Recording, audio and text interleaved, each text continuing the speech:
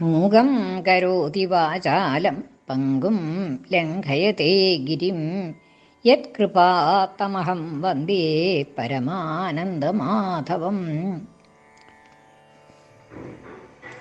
ഇന്ന് നാരായണീയം 72-ാമത്തെ ദശകത്തിൽ 7ഉം 8ഉം ശ്ലോകങ്ങളുടെ അർത്ഥം പറയാം. അർത്ഥം പറയുന്നത് കിഴക്കേപ്പാട്ട് വാര്യത്ത് ഭാരതി. 7-ാമത്തെ ശ്ലോകം.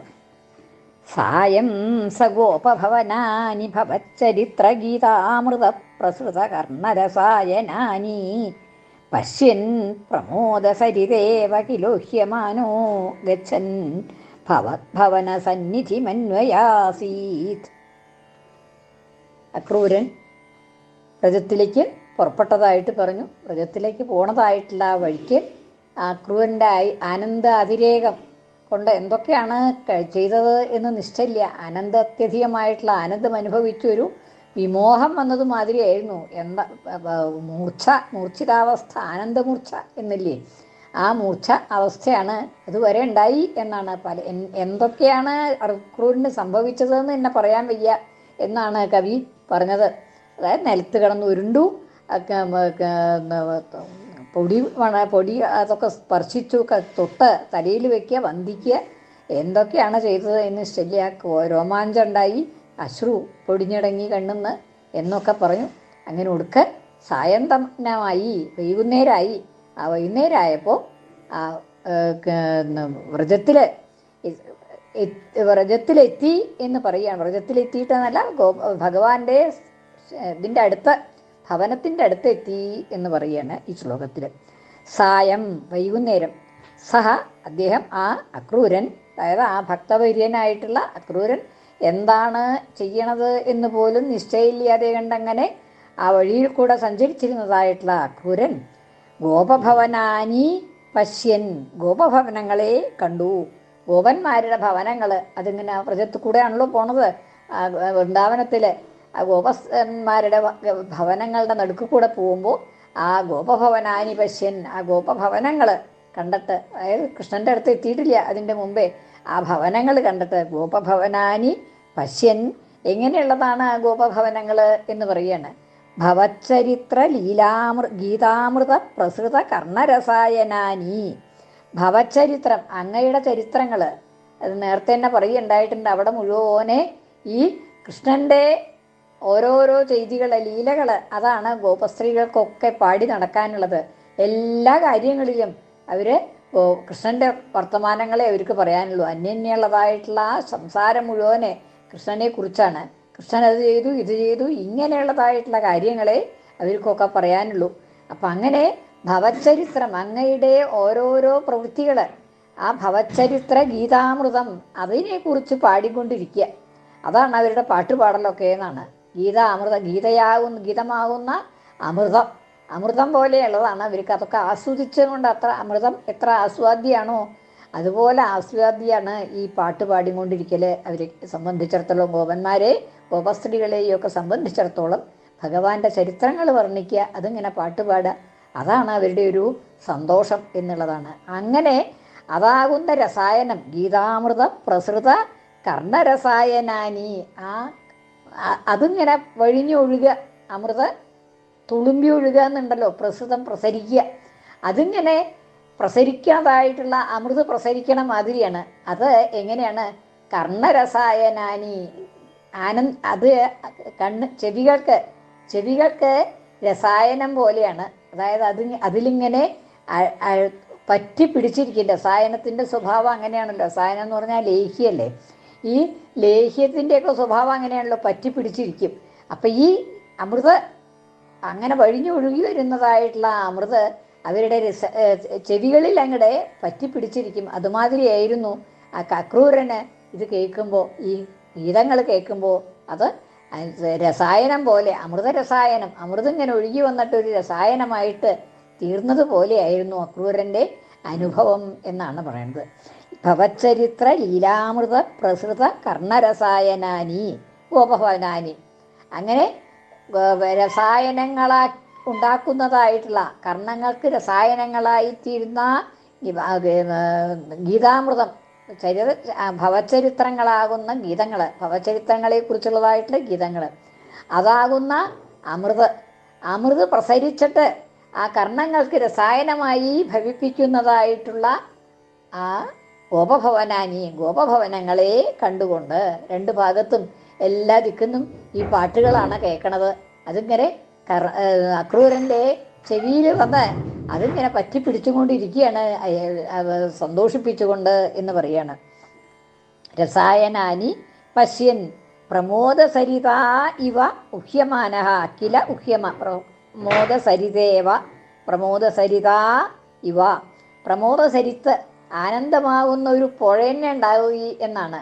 അതായത് അക്രൂരന് ഒരു ആനന്ദപ്പുഴ, ആ ആനന്ദം കൊണ്ട് ആനന്ദമാകുന്ന വെള്ളം, ആ വെള്ളത്തിൻ്റെ നദി ഉണ്ടായത് മാതിരിയാണ്.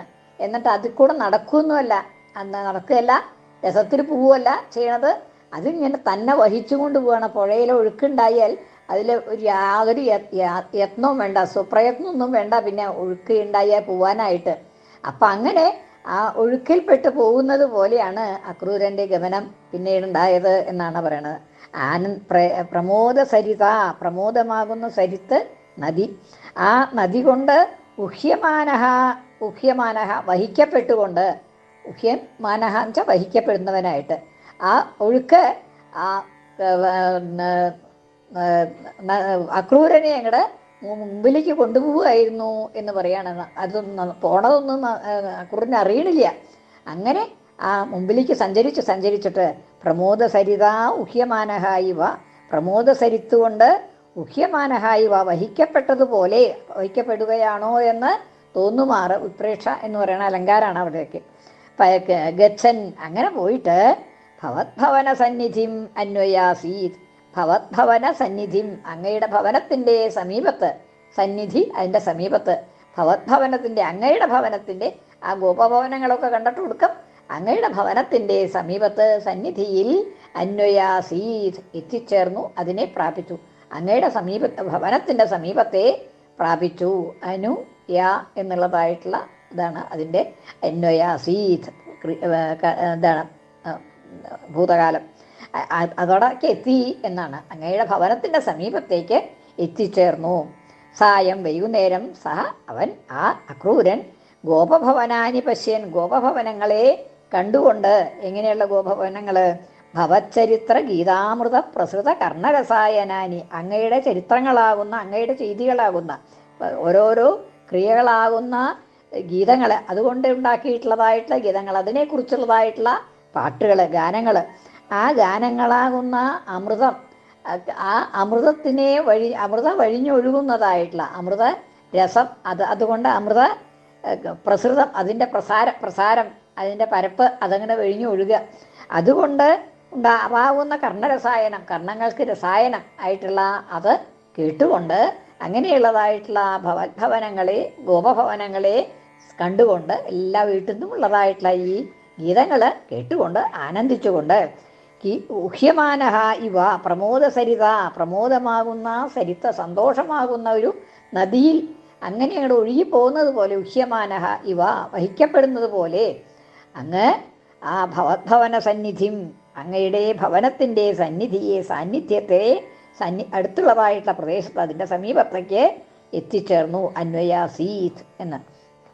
ഇനി താവത് ദദർശ പശുദോഹ വിലോകലോലം ഭക്തോത്തമാഗതിമിവ പ്രതിപാലയന്തം ഭൂമൻ ഭവന്തമയമഗ്രജവന്തം അന്തർബ്രഹ്മാനുഭൂതിരസസിന്ധുമിവോദ്വമന്തം. ഇനി ആ ഭഗവാനെ അങ്ങോട്ട് കാണുകയാണ്.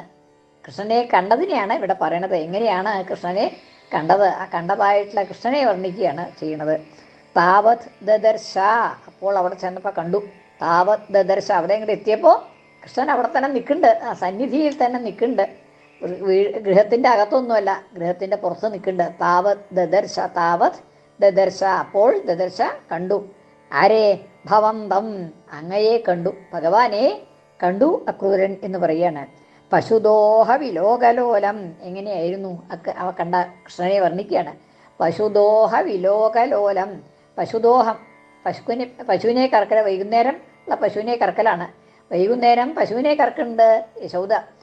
അങ്ങനെ പശുദോഹത്തിൽ അത് കണ്ടുകൊണ്ട് പശുദോഹ വിലോകം, ആ പയ്യനെ കറക്കുന്നത് കാണുന്നതിൽ തൽപരനായിട്ടുള്ള ലോലനായിട്ടുള്ള ആ പശുവിനെ കറക്കണത് നോക്കിക്കൊണ്ട് നിൽക്കുന്നതായിട്ടുള്ള ഭഗവാനെ, പശുദോഹ വിലോക ലോലം, വിലോകത്തിൽ അതിനെ കാണുന്ന, വിലോകം കാണും, വിലോകനം തന്നെ, ആ കാണുന്നതിൽ താല്പര്യത്തോടു കൂടിയ, ലോലനായിരിക്കുന്ന താല്പര്യത്തോടു കൂടിയ അങ്ങയെ. മാത്രല്ല ഭക്തോത്തമ അഗതിമിവ പ്രതിപാലയന്തം, ആ നിപ്പ് കണ്ടാൽ തോന്നും എന്താണ് എൻ്റെ ഭക്തനായിട്ടുള്ള അക്രൂരൻ ഇങ്ങോട്ട് വരുന്നുണ്ടാവും, അത് ആ ഭക്തനെ കാത്തും കൊണ്ട് നിൽക്കുകയാണോ എന്ന് തോന്നും. ആ ഭക്തൻ വരുമ്പോൾ കാണാനായിട്ട് ആ ഭക്തൻ്റെ വരവും കാത്തും കൊണ്ട് നിൽക്കുകയാണോ എന്ന് തോന്നും എന്നാണ്. ഈ ഭക്തോത്തമ ആഗതിം ഇവ, ഭക്തോത്തമനായിട്ടുള്ള അക്രൂരൻ്റെ ആഗതി, വരവ്, ആ ആഗതിയെ പ്രതിപാലയന്തം, പ്രതീക്ഷിച്ചുകൊണ്ട് നിൽക്കുകയാണോ എന്ന് തോന്നുമാറ് ഉള്ളതായിട്ടുള്ള ഭഗവാനെ, ഭക്തോത്തമനായിട്ടുള്ള അക്രൂരൻ്റെ വരവിനെ പ്രതീക്ഷിച്ചുകൊണ്ട് നിൽക്കുന്നത് പോലെയായിരുന്നു ആ ഭഗവാന്റെ നിൽപ്പ് എന്നാണ്. എന്തോ ആരോ വരാൻ്റെ ഭക്തനായിട്ടുള്ള അക്രൂരൻ വരും എന്ന് ആ കാണാനായിട്ട് അങ്ങോട്ട് പുറത്തു വന്ന് നിൽക്കണത് മാതിരിയായിരുന്നു അദ്ദേഹത്തിൻ്റെ നിൽപ്പ്, ഭഗവാന്റെ നിൽപ്പ് എന്ന് പറയുകയാണ്. ഇനി ഭൂമൻ, അങ്ങ് എല്ലാ ദിക്കിലും ഉള്ള ആളാണ്. അപ്പോൾ അങ്ങനെയുള്ള ആളെ ഇവിടെ തന്നെ കണ്ടു എന്നാണ്. ഈ അദ്ദേഹം ഭവനത്തിൻ്റെ സമീപത്തായിട്ട് ഭൂമൻ ഭവന്തം, അങ്ങയെ ദദർശ കണ്ടു. ഇനി അങ്ങ് മാത്രമല്ലായിരുന്നുള്ളൂ, ഭൂമൻ ഭവന്തം അയം ദദർശ, ഇവൻ കണ്ടു, അതായത് അക്രൂരൻ കണ്ടു എന്ന്. അതവിടെ എങ്ങനെയാണ് പദം മുറിക്കുക? ഭവന്തം അയം അഗ്രജവന്തം അന്തർബ്രഹ്മാനുഭൂതി രസ സിന്ധും ഇവ ഉദ്വമന്തം, അങ്ങനെയൊക്കെയാണ് അവിടെ പറഞ്ഞത്. ഭവന്തം അയം അഗ്രജവന്തം അന്തർബ്രഹ്മാനുഭൂതി രസസിന്ധും ഇവ ഉദ്വമന്തം. ഭവന്തം അയം അഗ്രജവന്തം, അഗ്രജനോട് കൂടിയിട്ട്, ബലരാമനോട് കൂടിയിട്ട്, രണ്ടുപേരും കൂടിയിട്ടാണ് പശുവിനെ കറക്കണത് നോക്കിക്കൊണ്ട് നിൽക്കുന്നത്. അഗ്രജവന്തം, അഗ്രജനോട് കൂടിയതായ അങ്ങയെ കണ്ടു. അഗ്രജവന്തം. ഇനി എൻ്റെ വിശേഷണം ഒന്നും കൂടിയും പറയാണ്. അന്തർബ്രഹ്മാനുഭൂതി രസസിന്ധും ഇവ ഉദ്വമന്തം, പുറത്തേക്ക് വമിപ്പിക്കുകയാണോ എന്ന് തോന്നുമാറ് വർത്തിക്കുന്നതായിട്ടുള്ള. ഉദ്വമൻ പുറത്തേക്ക് തള്ളുക, അതായത് എന്താണ് പുറത്തേക്ക് തള്ളുന്നത്? ഉള്ളിലുള്ള ഒന്നാവണല്ലോ പുറത്തേക്ക് തള്ളണത്. അന്തർബ്രഹ്മാനുഭൂതി രസസിന്ധും, ഉള്ളിലുള്ളതായിട്ടുള്ള ഭഗവാന്റെ ഉള്ളിലുള്ളതായിട്ടുള്ള ബ്രഹ്മാനുഭൂതി രസം, ആ ബ്രഹ്മാനുഭൂതിയുടെ ബ്രഹ്മജ്ഞാനത്തിൻ്റെ അനുഭവം ഉണ്ടല്ലോ, ആ ബ്രഹ്മജ്ഞാനത്തിൻ്റെ അനുഭവം ഭഗവാൻ അത് എപ്പോഴും ഉള്ളതാണ്, എല്ലാവർക്കും ഉള്ളതാണ്. എല്ലാവർക്കും ഉണ്ടല്ലെങ്കിൽ എല്ലാവരുടെ ഉള്ളിലുള്ളതാണ് ആ ബ്രഹ്മത്തിനെ മനസ്സിലാവുമ്പോൾ, ആത്മാവിനെ, പരമാത്മാവിനെ, ഉള്ളിലുള്ളതായിട്ടുള്ള ആ ഭഗവാനെ മനസ്സിലാവുമ്പോൾ എല്ലാവർക്കും ആ അനുഭൂതി ഉണ്ടാവും. പക്ഷേ അത് സാധാരണ ആളുകൾക്ക് ഉണ്ടാവണതല്ല അനുഭൂതി. പക്ഷേ കൃഷ്ണനെ സംബന്ധിച്ചിടത്തോളം ആ അനുഭൂതി എപ്പോഴും ഉള്ളതാണ്. അത് ഈ ഭക്തന്മാരെ കാണുമ്പോൾ അതങ്ങോട്ട് പുറത്തേക്ക് വരും. അതാണ് തന്നെ ആ ആനന്ദം അങ്ങോട്ട് പ്രസരിക്കും പുറത്തേക്ക്. ഭഗവാൻ ഉള്ളിലുള്ളതായിട്ടുള്ള ആനന്ദം പുറത്തേക്ക് പ്രസരിക്കും. അങ്ങനെ ആ പുറത്തേക്ക് പ്രസരിക്കുമ്പോൾ എന്താ, അത് കാണുന്നവർക്കും ആ ആനന്ദത്തിൻ്റെ അനുഭവം ഉണ്ടാവും. അങ്ങനെ ഇവിടെ ആ ഭഗവാനെ കണ്ടാൽ ആ ഭഗവാന്റെ ഉള്ളിലുള്ളതായിട്ടുള്ള ബ്രഹ്മാനന്ദം രസം അത് പുറത്തേക്ക് ഇങ്ങോട്ട് വമിക്കുകയാണോ? വമിക്കുക എന്ന് വെച്ചാൽ സ്വതേ ഛർദ്ദിക്കുക എന്നൊക്കെയാണ് അർത്ഥം പറയുക. പക്ഷേ ഇവിടെ ആ അർത്ഥമല്ല, പുറത്തേക്ക് അങ്ങോട്ട് പ്രസരിക്കുന്നത് മാതിരി എന്നുള്ള അർത്ഥമാണ്. ആ ഉദ്വമന്തം, പുറത്തേക്ക് പ്രസരിപ്പിക്കുന്നത് പോലെ ഉള്ളതായിട്ടുള്ള അങ്ങയെ അക്രൂരൻ ദർശിച്ചു എന്നാണ്. ബ്രഹ്മാനുഭൂതി രസസിന്ധും, ആ ബ്രഹ്മാനുഭൂതിയാകുന്ന രസം, ആ ആനന്ദം അതാകുന്ന സിന്ധു, ഒരു സമുദ്രം പോലെയാണത്. ആ സമുദ്രം അങ്ങോട്ട് നിറഞ്ഞു കഴിഞ്ഞ് വരുമ്പോൾ അതങ്ങോട്ട് പുറത്തേക്ക് പ്രസരിക്കും സ്വതേ.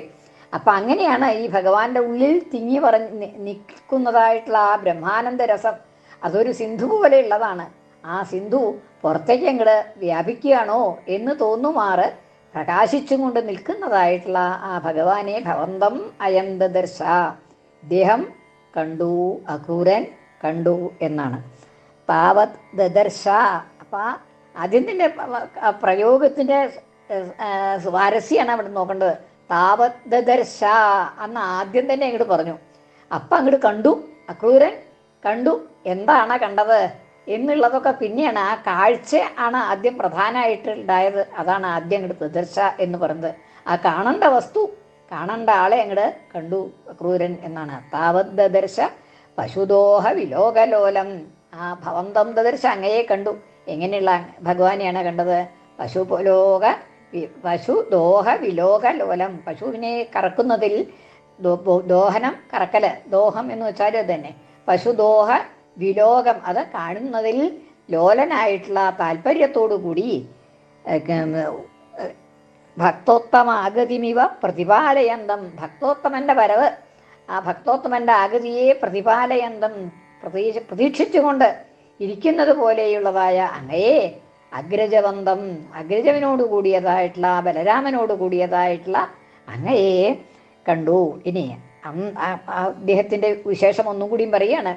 അന്തർബ്രഹ്മാനുഭൂതിരസ സിന്ധുമിവ ഉദ്വമന്തം. അന്തഃ ഉള്ളിലുള്ളതായ, ഭഗവാന്റെ ഉള്ളിലുള്ളതായ ബ്രഹ്മാനുഭൂതിരസ സിന്ധു, ബ്രഹ്മാനുഭൂതിയുടെ രസം, ആ രസമാകുന്ന സിന്ധു സമുദ്രം, ആ സമുദ്രത്തെ ഉദ്വമന്തം പുറത്തേക്ക് വമിക്കുകയാണോ, പുറത്തേക്ക് വിടുകയാണോ, പ്രസരിപ്പിക്കുകയാണോ എന്ന് തോന്നുമാറ്. അങ്ങനെ ആ സിന്ധുവിൽ കുളിച്ചു എന്ന് തോന്നും അക്രൂരന് എന്നുള്ളതാണ്.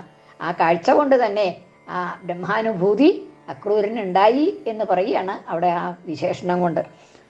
പ്രത്യേകിച്ച് ഈ വനമാലയിലുള്ളതായിട്ടുള്ള വ്യാഖ്യാനത്തിൽ ഉദ്വമന്തം എന്നുള്ളത് പുറത്തേക്ക് അത് അക്രൂരനിലുള്ളതായിട്ടുള്ള ബ്രഹ്മാനുഭൂതിയെ പുറത്തേക്ക് വിടുക എന്നുള്ളതാണ് ഇതിൽ കൊടുത്തിരിക്കുന്ന അർത്ഥം. പക്ഷെ എനിക്ക് അങ്ങനെയല്ല തോന്നിയത്. മറ്റേ വേറെ ഒരു വ്യാഖ്യാനത്തിൽ കണ്ടതുമാതിരി ഈ ഭഗവാന്റെ ഉള്ളിലുള്ളത് പുറത്തേക്ക് വന്ന് ആ സിന്ധുവിൽ അക്രൂരനെയും കുളിപ്പിക്കുക എന്നുള്ളതായിട്ടാണ് കൂടുതൽ. ആ വ്യാഖ്യാനാണ് എനിക്കിഷ്ടമായിട്ട് തോന്നിയത്. ഒന്നും കൂടി ചൊല്ലാനുണ്ട്. സായം സ ഗോപഭവനാനി ഭവച്ചരിത്രഗീതാമൃത പ്രസൃത കർണരസായനാനി പശ്യൻ പ്രമോദസരിതേവ കിലോഹ്യമാനോ ഗച്ഛൻ ഭവദ്ഭവന സന്നിധിമന്വയാസീത്. കൃഷ്ണാർപ്പണം. മലയാള പരിഭാഷ. നിൻ കേളി തന്റെ അമൃതാനുഭവം തരുന്ന ഗാനം ചൊരിഞ്ഞ ഭവനങ്ങളെ നോക്കി നോക്കി ആനന്ദസാഗരമതിൽ ബത നീന്തി നീന്തിയിട്ട അദ്ദേഹം അങ്ങയുടെ വീടിനു മുന്നിലെത്തി. താവത് ദദർശ പശുദോഹ വിലോകലോലം ഭക്തോത്തമാഗതിമിവ പ്രതിപാലയന്തം ഭൂമൻ ഭവന്തമയമഗ്രജവന്തം അന്തർബ്രഹ്മാനുഭൂതിരസ സിന്ധുമിവോദ്വമന്തം. കൃഷ്ണാർപ്പണം. മലയാള പരിഭാഷ. സാകൂതമായി പശു കറക്കലു നോക്കിയിട്ടും ഭക്തന്റെ യാഗവനമോർത്തഥയേട്ടനൊപ്പം ബ്രഹ്മാനുഭൂതി വഴിയും ചിരി തൂകിയിട്ടും നിൽക്കുന്ന നിന്നേധ കണ്ടിതു കാന്തിനേയൻ. സർവത്ര ഗോവിന്ദ നാമസങ്കീർത്തനം. ഗോവിന്ദ ഗോവിന്ദ.